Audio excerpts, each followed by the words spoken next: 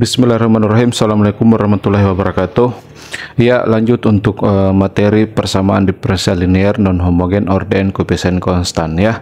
Dimana pada bagian ini kita akan bahas mengenai contoh dari penyelesaian umum dari persamaan diferensial linear non homogen ordern koefisien konstan. Dimana dalam hal ini sebagai bentuk dari penyelesaian umumnya yaitu y sama dengan yp ditambah yk.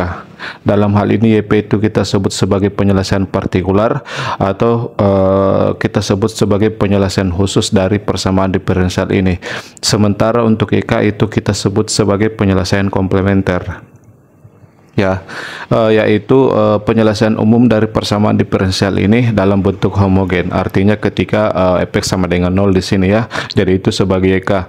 Nah, pada bagian ini kita akan menentukan penyelesaian umum dari ketiga persamaan diferensial ini ya, dimana penyelesaian partikularnya dalam hal ini yaitu YP kita akan tentukan dengan menggunakan metode yang kedua ini, yaitu metode jumlahan n pecahan parsial ya, sebagai metode yang kedua dari metode inverse operator. Jadi langsung saja kita tentukan penyelesaian umum dari persamaan diferensial untuk nomor 1 ya, yaitu operator D kuadrat dikurang 3D ditambah 2. Operator ini kita operasikan pada y dia sama dengan e pangkat x ya. Jadi terlebih dahulu kita bisa menuliskan kembali persamaan diferensial untuk soal nomor 1 ini ya. Jadi sebagai jawaban untuk soal nomor 1 yaitu operator D kuadrat dikurang dengan 3D ditambah 2. Operator ini kita operasikan pada y dia sama dengan e pangkat x ya. Jadi pertama-tama kita akan tentukan YP sebagai penyelesaian partikular dengan menggunakan metode jumlahan n pecahan parsial ya. Jadi untuk tahap pertama kita akan menentukan YP sebagai penyelesaian partikular ya. Jadi penyelesaian partikular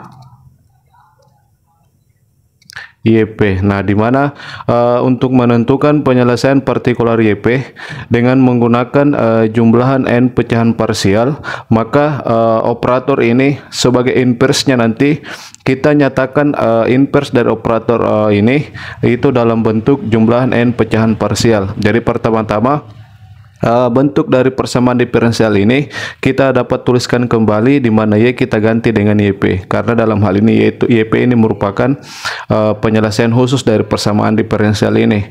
Artinya yp itu merupakan salah satu penyelesaian dari persamaan diferensial linear non homogen ini ya. Jadi bentuk ini bisa kita tulis kembali yaitu operator D kuadrat dikurang 3D kemudian ditambah 2. Nah, operator ini kita operasikan pada YP. Jadi Y-nya kita ganti dengan YP. Dia sama dengan E pangkat X ya. Jadi untuk YP ini sebagai penyelesaian khusus dia memenuhi persamaan diferensial ini. Jadi bentuk ini yang kita tuliskan.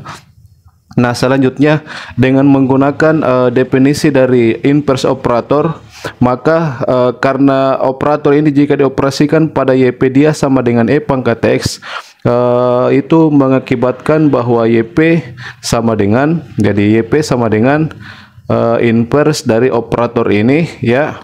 Jadi YP sama dengan inverse dari operator ini, dimana untuk inverse-nya itu bisa kita nyatakan dalam bentuk seper D kuadrat dikurang dengan 3D ditambah 2. Jadi bentuk ini itu menyatakan inverse dari operator D kuadrat dikurang 3D ditambah 2, dimana inverse ini itu dia dioperasikan pada fungsi E pangkat X ya, sesuai dengan bentuk ini ya. Jadi sesuai dengan definisi dari inverse operator bahwa untuk operator D kuadrat dikurang 3D ditambah 2 yang dioperasikan pada YP dia sama dengan E pangkat X, maka YP sama dengan inverse dari operator ini yang kita tuliskan dalam bentuk seperti ini, itu dioperasikan pada E pangkat X. Jadi hasilnya ini dia sama dengan YP.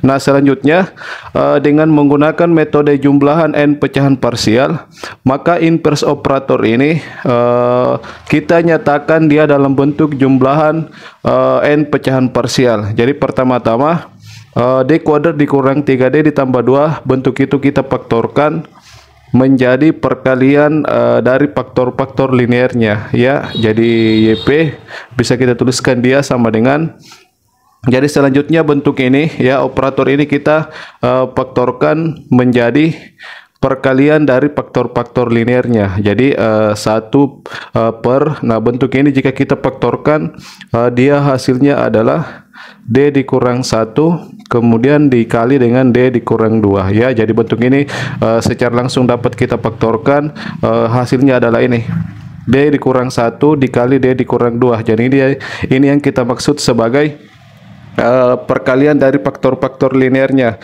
Dalam hal ini dari setiap faktor ini itu merupakan faktor linear, artinya D di sini itu semuanya berpangkat 1. Jadi itu yang kita sebut sebagai faktor linear. Nah, di mana inverse dari bentuk ini itu dia dioperasikan pada fungsi E pangkat X ya. Nah, selanjutnya untuk bentuk ini yang menyatakan inverse dari operator D kuadrat dikurang 3D ditambah 2, bentuk ini kita nyatakan dalam bentuk jumlahan n pecahan parsial ya. Jadi selanjutnya bentuk ini kita akan ubah menjadi dalam bentuk jumlahan n pecahan parsial. Jadi pertama-tama bentuk itu bisa kita tuliskan kembali ya.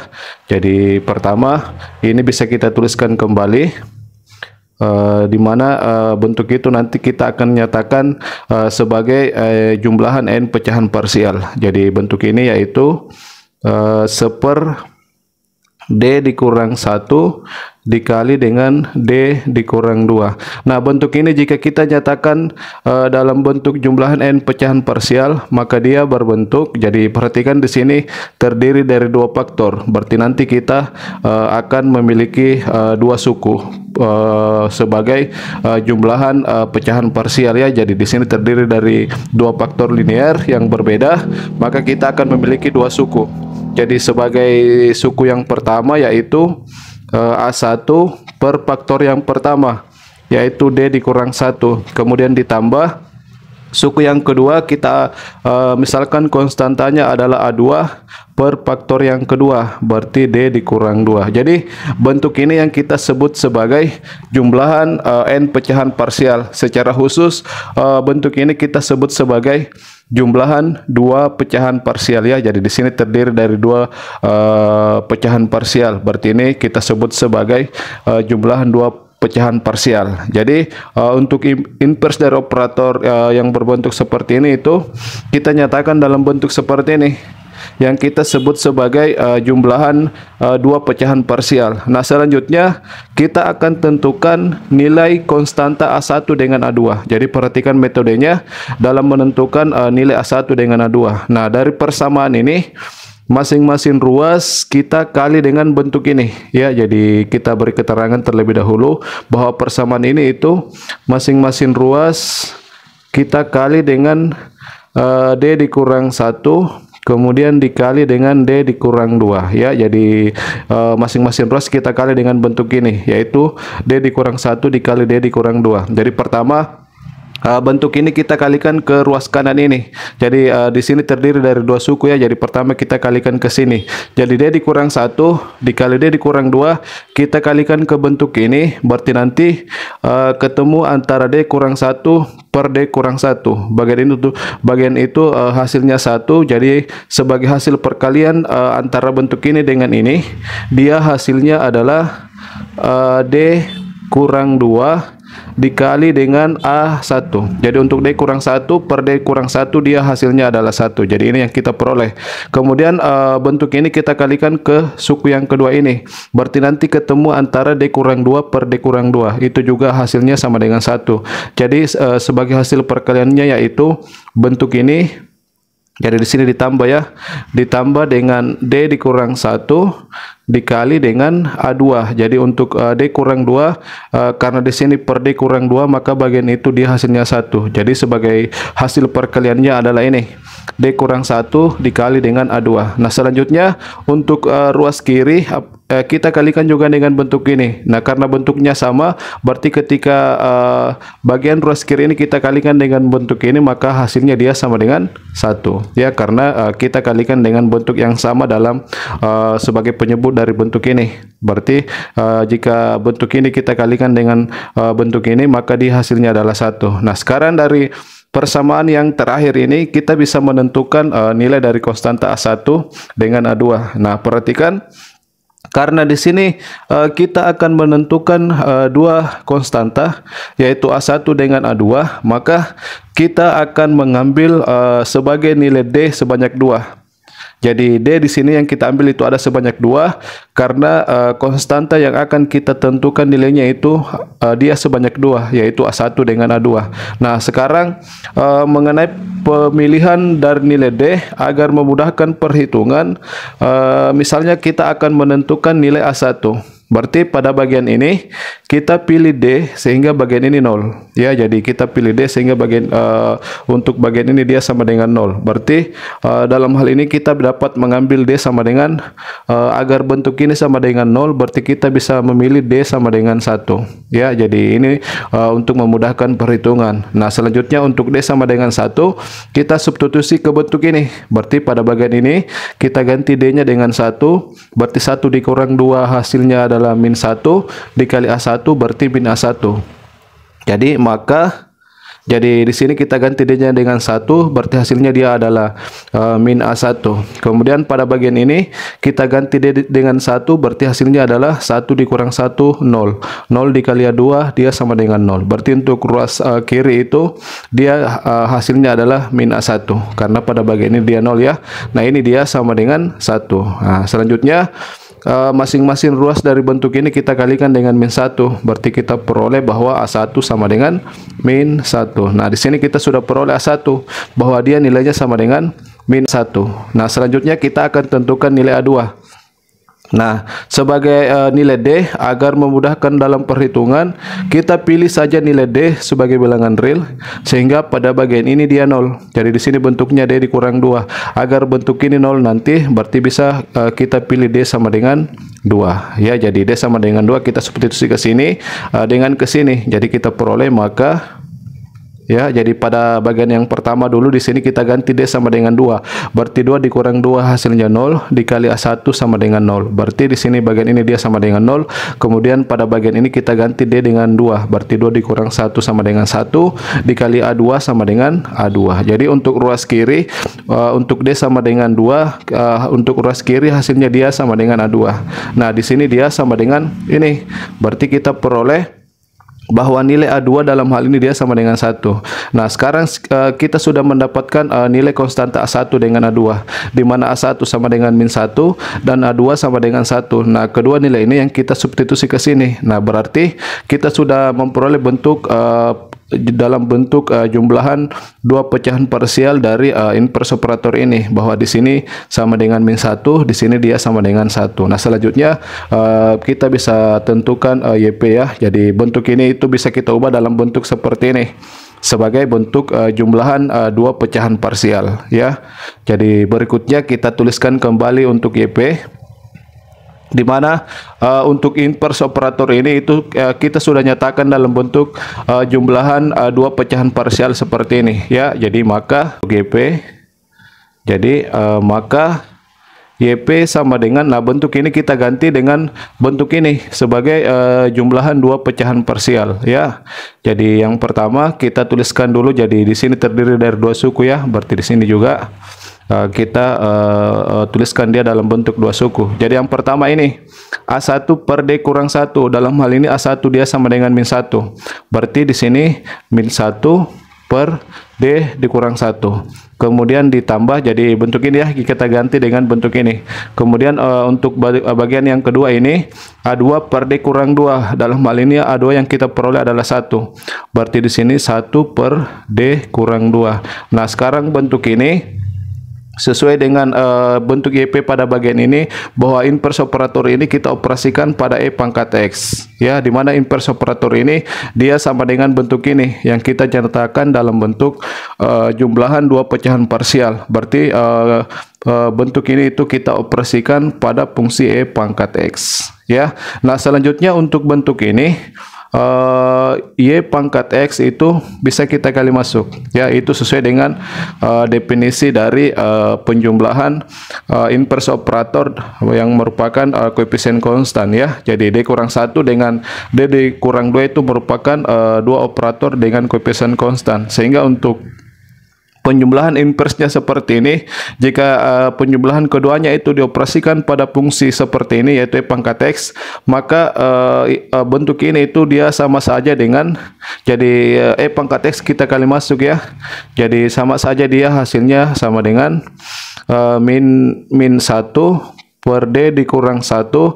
Inverse ini kita operasikan pada E pangkat X, kemudian ini juga, ya, kita tuliskan bagian itu, yaitu 1 D kurang 2. Ini juga kita operasikan pada fungsi E pangkat X, ya. Jadi bentuk ini kita bisa tuliskan seperti ini, itu sesuai dengan definisinya mengenai penjumlahan dari inverse dari operator-operator dengan koefisien konstan seperti ini. Nah, selanjutnya untuk kedua bentuk ini, itu hasilnya bisa kita tentukan dengan menggunakan rumus yang sama yang kita sudah gunakan pada metode yang pertama mengenai metode integral berantai, di mana rumus yang berkaitan untuk bentuk yang seperti ini yaitu bisa kita tuliskan kembali rumusnya, yaitu inverse dari operator D dikurang A. Jadi perhatikan, dalam hal ini A itu merupakan konstanta bilangan real, ya.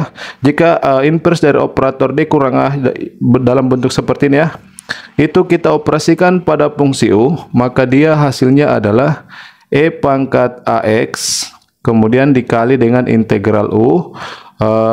Integral U, jadi fungsi U ini kita kalikan dengan bentuk ini, di mana pangkatnya kita kalikan dengan min 1, berarti E berpangkat min AX, ya. Jadi bentuk ini kita integralkan dia terhadap X, ya. Jadi kita akan gunakan rumus ini untuk menentukan hasil dari kedua bentuk ini, ya. Jadi selanjutnya bisa kita tuliskan kembali YP sama dengan, nah, perhatikan untuk bentuk yang pertama ini, untuk konstanta min 1 terlebih dahulu bentuk itu bisa kita tulis jadi min, ya.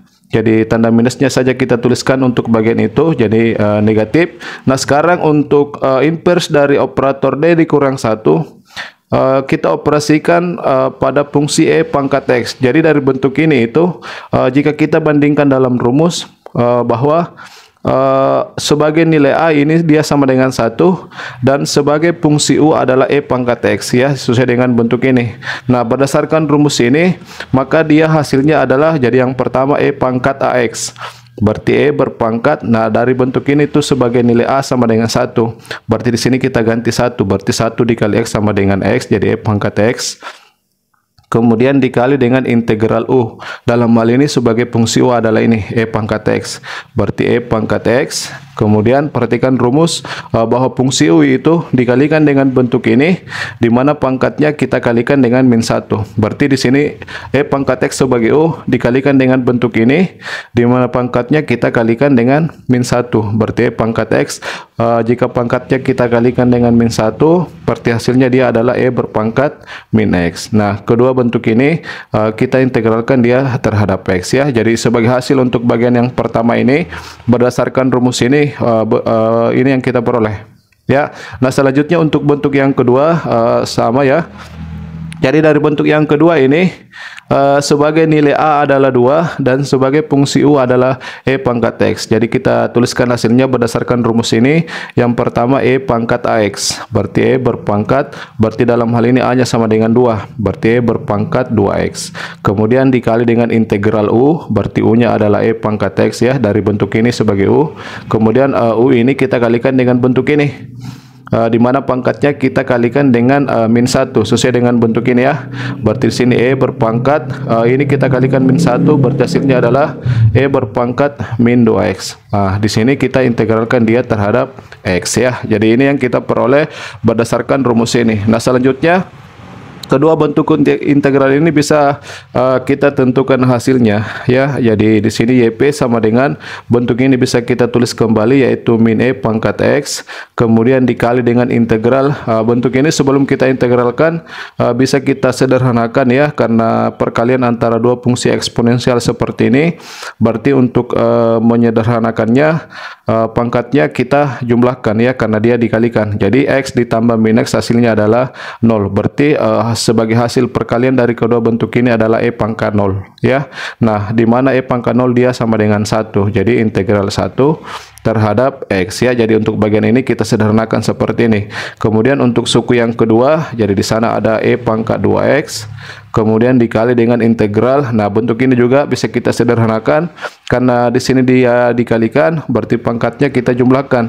X ditambah min 2X hasilnya adalah min X, berarti E berpangkat min X ya. Ini kita integralkan terhadap X. Jadi terlebih dahulu kedua bentuk ini kita sederhanakan. Kemudian secara langsung kedua bentuk integral ini kita dapat tentukan hasilnya ya. Jadi YP sama dengan ini kita tulis min E pangkat X dikali dengan integral 1 terhadap X, dia sama dengan X ya. Jadi karena 1 kita integralkan terhadap X, berarti ini kita kali X, hasilnya adalah X. Kemudian ditambah suku yang kedua juga di sana ada E pangkat 2X, jadi E pangkat 2X ya sebagai bentuk ini. Kemudian dikali dengan hasil integral dari bentuk ini. Integral min X terhadap X, dia hasilnya adalah min E pangkat min X ya. Jadi teman-teman ingat mengenai bentuk hasil dari integral fungsi eksponensial seperti ini. Ya, jadi untuk integral E pangkat min X terhadap X, dia sama dengan bentuk ini. Min E berpangkat min X. Nah, selanjutnya di sini kita sudah peroleh YP, di mana bentuk ini bisa kita ubah bentuknya ya, yaitu YP sama dengan pada bagian yang pertama ini X ini bisa kita dahulukan ya, kita tulis sebagai fungsi aljabar. Jadi tanda negatifnya jadi negatif, kemudian X-nya ya.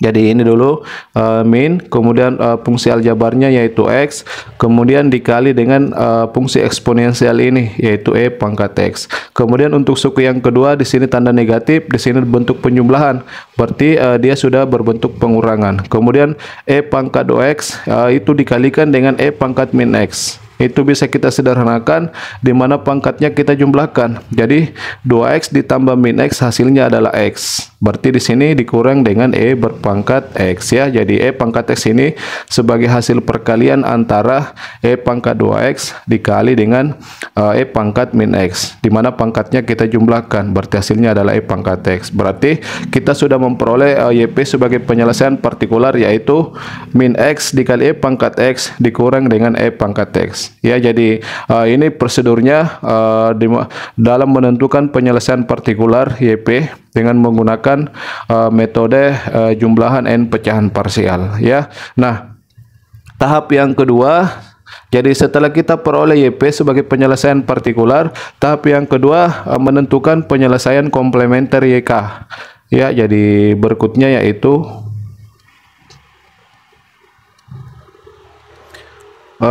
penyelesaian komplementer ya.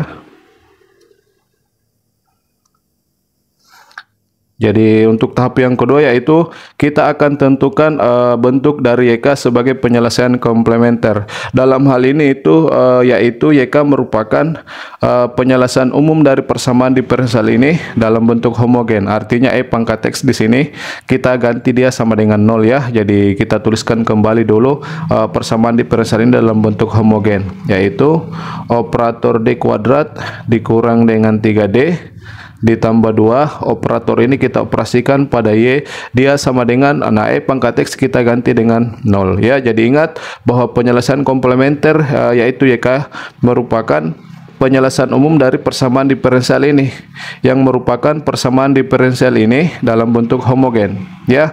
Nah, selanjutnya Untuk menentukan penyelesaian umum dari persamaan diferensial linear homogen seperti ini, pertama-tama kita tuliskan persamaan karakteristiknya yang kita singkat menjadi PK. Jadi untuk bentuk persamaan karakteristiknya, bentuk ini perhatikan, D kuadrat dikurang 3D ditambah 2 itu kita jadikan sebagai persamaan karakteristik, di mana D kita ganti dengan variabel M. Jadi D kuadrat itu menjadi M kuadrat, kemudian di sana dikurang 3D berarti dikurang dengan 3M. Kemudian di sana ditambah 2 berarti di sini juga ditambah 2. Ya, jadi bentuknya sama dalam persamaan karakteristik. Nah, di mana polinomial ini itu dia nilainya sama dengan 0. Ya, jadi ini merupakan persamaan karakteristik dari persamaan diferensial linear homogen ini. Nah, selanjutnya dari persamaan karakteristik ini selanjutnya kita akan tentukan akar-akarnya. Jadi untuk menentukan akar-akarnya, pertama-tama bentuk ini kita faktorkan. Nah, sebagai faktor dari M kuadrat dikurang 3M ditambah 2, dia adalah M kurang 1 dikali dengan M kurang 2. Ya, ini dia sama dengan 0 ya. Jadi untuk bentuk faktornya sama dengan bentuk ini. Di sini dia menggunakan D. Nah, di sini kita menggunakan parabol M dalam bentuk persamaan karakteristik. Nah, setelah kita faktorkan seperti ini, kita bisa tentukan akar-akar dari persamaan karakteristik ini. Sebagai akar yang pertama misalkan adalah M1, dia sama dengan, bisa kita ambil dari sini ya. Jadi M dikurang 1 sama dengan 0, berarti M-nya sama dengan 1, berarti akar yang pertama dia sama dengan 1. Kemudian untuk akar yang kedua misalnya adalah M2, bisa kita ambil dari sini. Jadi sebagai nilai dari M2 sebagai akar yang kedua, faktor ini kita samakan dengan 0. Berarti M kurang 2 sama dengan 0, berarti M-nya sama dengan 2. Berarti sebagai akar yang kedua yaitu M2 dia sama dengan 2. Nah, selanjutnya teman-teman ingat bagaimana menuliskan bentuk penyelesaian yang bersesuaian dengan kedua akar ini, yang merupakan dua akar yang bernilai real dan berbeda ya. Jadi untuk akar yang pertama nilainya 1, akar yang kedua nilainya 2. Nah, untuk akar yang pertama yaitu M1 sama dengan 1, bentuk penyelesaian yang bersesuaian yaitu maka Y1 sama dengan E berpangkat M1X, di mana M1 dia nilainya sama dengan 1, berarti E berpangkat 1 dikali X sama dengan X ya. Jadi Y1 sama dengan E pangkat X, itu sebagai penyelesaian yang bersesuaian dengan M1 sama dengan 1. Nah, serupa dengan itu untuk akar yang kedua yaitu M2 sama dengan 2, maka penyelesaian yang bersesuaian yaitu Y2 ya, dia sama dengan E berpangkat M2X, berarti E berpangkat 2 dikali X, berarti E pangkat 2X ya. Jadi di sini kita sudah mendapatkan dua penyelesaian yaitu Y1 sama dengan X dan Y2 sama dengan E pangkat 2X, di mana kedua penyelesaian ini merupakan dua penyelesaian yang bebas linear dari persamaan diferensial ini. Jadi ini merupakan dua penyelesaian yang bebas linear dalam interval minus tahingga sampai tahingga ya, sesuai dengan interval yang diberikan dalam soal.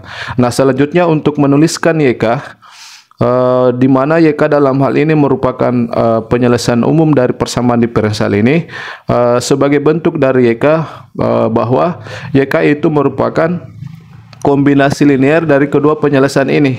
Jadi sebagai bentuk dari YK dalam hal ini yaitu kita ambil sebagai kombinasi linear dari kedua penyelesaian ini. Berarti YK bisa kita tuliskan dia sama dengan sebagai bentuk kombinasi linear dari kedua penyelesaian ini yaitu C1 ya dikali dengan Y1, di mana Y1 sama dengan E pangkat X, berarti C1 dikali E pangkat X, kemudian ditambah dengan C2 dikali Y2. Nah, dalam hal ini Y2 yang kita peroleh adalah E pangkat 2X ya. Jadi ini yang kita peroleh sebagai bentuk dari penyelesaian komplementer YK, bahwa YK sama dengan C1 dikali E pangkat X ditambah C2 dikali E pangkat 2X. Itu merupakan penyelesaian umum dari persamaan diferensial ini. Ya, jadi di sini kita sudah mendapatkan untuk penyelesaian partikularnya adalah ini dan penyelesaian komplementernya adalah bentuk ini. Berarti selanjutnya kita bisa menuliskan penyelesaian umum dari persamaan diferensial ini, di mana bentuk penyelesaian umumnya yaitu penjumlahan antara penyelesaian partikular YP dengan penyelesaian komplementer YK. Jadi berikutnya setelah kita memperoleh YP dengan YK, selanjutnya kita bisa menuliskan penyelesaian umum dari persamaan diferensial untuk soal nomor 1 ini ya. Jadi berikutnya sebagai tahap yang terakhir bisa kita tuliskan penyelesaian umumnya ya. Jadi sebagai penyelesaian umum yaitu dia bentuknya YX sama dengan, jadi Y itu dia dalam bentuk penjumlahan antara penyelesaian partikular dalam parabola X ditambah dengan penyelesaian komplementer YK ini juga dalam parabola X. Nah ini penyelesaian terdefinisi dalam interval untuk setiap X dalam interval minus tahingga sampai tahingga, atau bisa kita tulis untuk setiap X elemen real ya. Jadi untuk intervalnya itu diberikan dalam soal ya. Nah selanjutnya YP dengan YK kita substitusi sesuai dengan yang kita peroleh. Jadi yang pertama YP bentuk ini yang kita gunakan ya.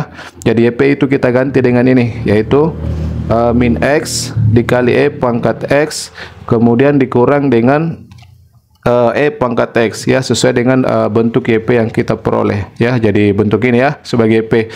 Selanjutnya ini ditambah dengan YK, di mana dalam hal ini YK yang kita peroleh adalah ini, berarti ditambah dengan C1 dikali E pangkat X ditambah dengan C2 dikali E pangkat 2X, di mana penyelesaian ini terdefinisi untuk setiap X elemen real ya. Jadi intervalnya itu diberikan dalam soal. Nah selanjutnya perhatikan dari penjumlahan ini. Di sini kita memiliki dua suku yang sejenis. Lihat bentuk ini ya. Jadi di sini min E pangkat X ditambah C1 E pangkat X. Ini kedua suku yang sejenis. Dalam hal ini pada bagian ini dia konstantanya adalah C1, pada bagian ini dia konstantanya adalah min 1. Jadi kedua bentuk ini bisa kita satukan ya karena sejenis. Jadi untuk Y dalam parabola X dia sama dengan bentuk ini bisa kita tulis kembali, yaitu min X dikali E pangkat X. Nah untuk kedua suku yang sejenis ini bisa kita satukan menjadi, jadi terlebih dahulu yang bertanda positif yaitu C1. Nah, di sini dia konstantanya min 1, berarti dikurang 1, kemudian ini dikali dengan E pangkat X ya. Jadi untuk kedua suku ini bisa kita satukan seperti ini karena dia sejenis ya. Kemudian ditambah dengan C2 dikali dengan E pangkat 2X. Nah ini dia terdefinisi untuk setiap X dalam himpunan semua bilangan real R ya. Nah selanjutnya perhatikan untuk bagian ini, bahwa E pangkat X itu dia konstantanya adalah ini C1 dikurang 1. Ini juga merupakan konstanta baru, dimana untuk bentuk sederhana C1 dikurang 1 bisa kita tuliskan dalam bentuk konstanta C1 kembali ya. Jadi ini merupakan konstanta, jadi untuk bentuknya bisa kita tuliskan dalam bentuk C1 ya. Jadi bisa kita tuliskan bahwa YX itu dia sama dengan bentuk ini bisa kita tulis kembali min X dikali E pangkat X ditambah, nah untuk konstanta C1 dengan 1 di C1 dikurang 1 itu bisa kita tulis dalam bentuk C1 kembali ya. Jadi ini kita gunakan konstanta C1 kembali dia agar nanti seragam dengan C2 ya. Jadi C1 dikali dengan E pangkat X kemudian ditambah dengan C2 dikali dengan E pangkat 2X. Ini dia terdefinisi untuk setiap X bilangan real ya. Jadi masalah penggunaan konstanta di sini itu terserah teman-teman. Intinya di sini antara C1 dengan C2 itu merupakan dua konstanta bilangan real sembarang ya. Jadi untuk konstanta C1 dengan dikurang 1 karena ini juga merupakan konstanta, bisa kita sederhanakan menjadi C1 ya. Jadi sebagai keterangan dari penyelesaian umum ini bahwa dalam hal ini bahwa C1 dan C2 itu keduanya merupakan konstanta. Jadi keduanya merupakan konstanta bilangan real sembarang. Oke, jadi di sini kita sudah mendapatkan penyelesaian umum untuk persamaan diferensial yang pertama, yaitu YX sama dengan min X dikali dengan E pangkat X ditambah C1 dikali E pangkat X ditambah C2 dikali E pangkat 2X, di mana penyelesaian ini terdefinisi untuk setiap X bilangan real dan C1 serta C2 itu merupakan konstanta real sembarang Ya, jadi itu mengenai prosedur dalam menentukan penyelesaian umum dari persamaan diferensial linear non homogen ordinate koefisien konstan, di mana dalam hal ini penyelesaian partikular YP kita tentukan dengan menggunakan metode jumlahan n pecahan parsial. Ya, jadi pertama-tama untuk menggunakan metode jumlahan n pecahan parsial, pertama-tama bentuk operator yang kita peroleh dari persamaan diferensial ini, bahwa inversnya itu kita nyatakan dia dalam bentuk seperti ini. Artinya operator ini kita nyatakan dia dalam bentuk perkalian faktor-faktor linear seperti ini. Nah, selanjutnya bentuk ini, yang ini ya, yang itu yang akan kita ubah menjadi penjumlahan atau jumlahan dari pecahan parsial seperti ini. Nah, di mana untuk menentukan konstanta A1 dengan A2 metodenya seperti ini ya. Jadi ini sebagai metode dalam menentukan nilai konstanta A1 dengan A2. Nah, selanjutnya setelah kita memperoleh nilai A1 dengan A2, maka untuk YP berikutnya, bentuk ini kita bisa ganti dengan bentuk ini sebagai bentuk jumlahan dua pecahan parsial, di mana A1 dengan A2 yang kita sudah peroleh itu kita substitusi ke sini. Ya, jadi dengan prosedur seperti itu, maka nanti YP bisa kita tentukan bentuknya. Ya, jadi itu saja mengenai penjelasan dari dalam menentukan penyelesaian umum dari persamaan diferensial yang pertama ini. Nah, selanjutnya untuk bagian yang kedua bisa kita tentukan penyelesaian umumnya. Insya Allah kita bahas pada kesempatan berikutnya. Oke, sekian.